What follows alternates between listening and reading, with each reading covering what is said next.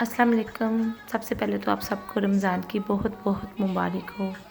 अल्लाह पाक इस मंथ के सदक़े हमारी कबीरा सगीरा गुनाह माफ़ फरमाए, हमारे प्यारों को अपने हिफ्ज़ व अमान में रखे। आमीन सुम्मा आमीन। हम में से काफ़ी लोग ऐसे हैं जो हमारे बहुत ही करीब थे, जो इस माह रमज़ान में हमारे साथ नहीं है। अल्लाह पाक उनके भी दर्जात बुलंद करे और जन्नतुल फिरदौस में आला मुकाम अता करे। आमीन सुम्मा आमीन। तो कुछ रिलेशन ऐसे होते हैं जो इंसान के बहुत ही करीब होते हैं, तो जिनके ना होने पे भी इंसान को फील होता है कि वो उनके साथ ही हैं हमेशा। तो चलते हैं आज के व्लॉग की तरफ। आज पहला रोज़ा था और मैं काफ़ी टाइम हो गया कि व्लॉग अपलोड नहीं कर सकी। तो इधर मैं बना रही थी पहले रोज़े की पहली सहरी। तो सहरी में पराठे बहुत कम बनते हैं क्योंकि ज़्यादातर यही होता है कि देसी घी या तो रोटियों के ऊपर लगा लेते हैं या फिर देसी घी की चूरी जो जिसने खाना हो वैसे बना लेते हैं। रमज़ान में टोटली सबको पता ही है कि डिफरेंट रूटीन होती है और उस तरह की भूख भी नहीं लगी होती।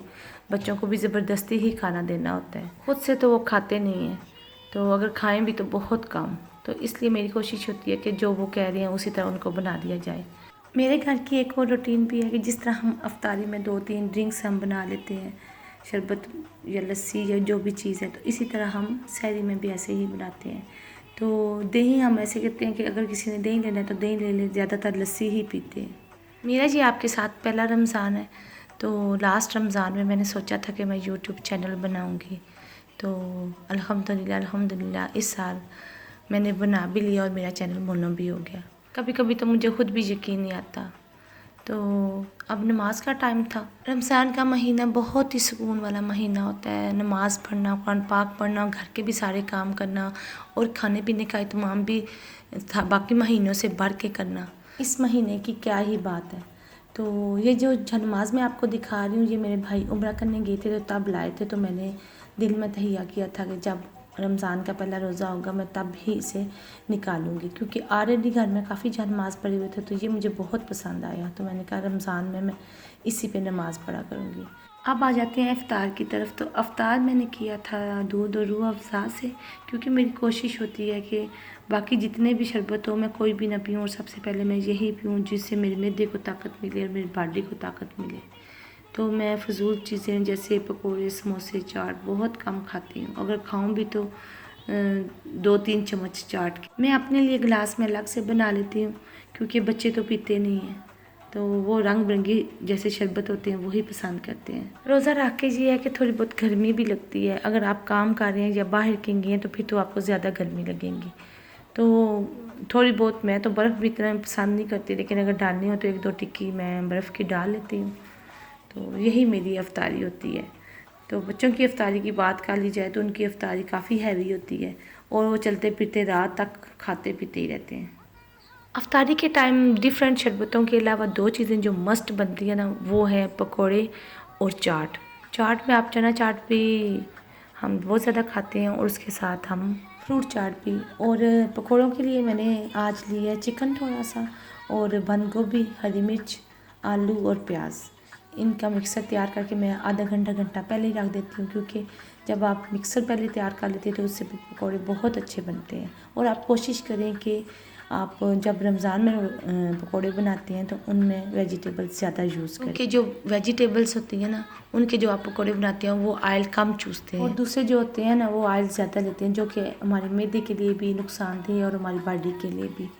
तो इसलिए आप कोशिश करें कि रमज़ान के महीने में तो कम से कम वेजिटेबल वाले ही पकौड़े यूज़ करें। तो पकौड़ों के साथ साथ मैंने चाट बनानी थी, और चाट हम ज़्यादातर जो खाते हैं वो फ्राई चाट ही हमें पसंद है। तो हर बंदे का अपना अपना तरीक़ेकार होता है। कुछ लोग ड्राई चाट खाते हैं। हम जितने मंथ में 30 दिन होते हैं और 30 दिन में भी हम चाट को डिफरेंट तरीके से और पकौड़ों को डिफरेंट तरीक़ों से बनाते हैं। अक्सर लोगों को मैंने देखा है कि वो चाट बिल्कुल भी पसंद नहीं करते। अगर खाएंगे भी तो वो रोज़े के साथ नहीं खाते, वो बाद में खाते हैं, पहले वो खाना खाते हैं। लेकिन ये है कि हमारे घर में खाना बहुत कम बनता है, शाम को सही टाइम भी ही खाना बनता है। वैसे भी मैं रमज़ान में एक टाइम ही खाती हूँ और वो सुबह के टाइम सहरी बस करते हैं। मैंने 2 चम्मच बेसन डाला था और उसको पानी में अच्छी तरह मिक्स करने के बाद फिर मैंने इसमें चने डाले थे। तो चने रेडी हो गए, तो मैंने इसमें टमाटर और प्याज डाल दिया है। तो इसका भी टेस्ट काफ़ी डिफरेंट आता है और बहुत मज़े की बनती है। इस चने क्या करती हूँ कि मैं 2 किलो या 3 किलो ऐसे लेके पहले बॉयल करके फ्रीज़ कर देती हूँ। तो मैं रमज़ान के पहले कोई व्लॉग नहीं बना सकी, हालांकि मैंने काफ़ी चीज़ें फ्रीज़ की हुई हैं, तो बस टाइम ही नहीं मिला। तो साथ साथ मैं आपको बता दूँगी। तो इससे ये होगा कि आपको रोज़ रोज़ चने बॉयल नहीं करने पड़ेंगे, टाइम की भी काफ़ी बचत हो जाती है और इसके साथ ये है कि इफ्तारी भी आपकी जल्दी जल्दी रेडी हो जाती है।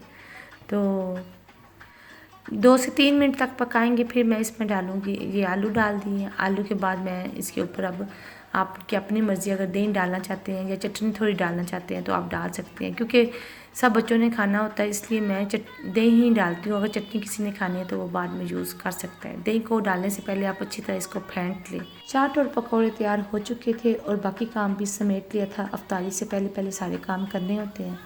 रोज़ा अफ्तार करने के बाद फिर कोई भी काम नहीं होता, इसलिए मेरी कोशिश होती है कि मैं अफ्तारी से पहले ही सारे काम समेट लूँ। रमज़ान के महीने में आप अपने साथ साथ दूसरों का भी ख्याल रखें। वैसे तो हमें आम दिनों में भी रखना ही चाहिए, लेकिन रमज़ान में हमें ख़ास कर देखना चाहिए आगे पीछे भी। वो ज़ात चाहे तो हर किसी को नवाज सकती है, लेकिन हम सबको आजमाने के लिए कि हमारे पास जो कुछ भी रब का दिया हुआ है उसमें से हम कितने % दूसरों को देते हैं। सबसे लास्ट पे कहवा होता है, जो कि मैं लाजमी पीती हूँ, कोई और पिए ना पिए घर में।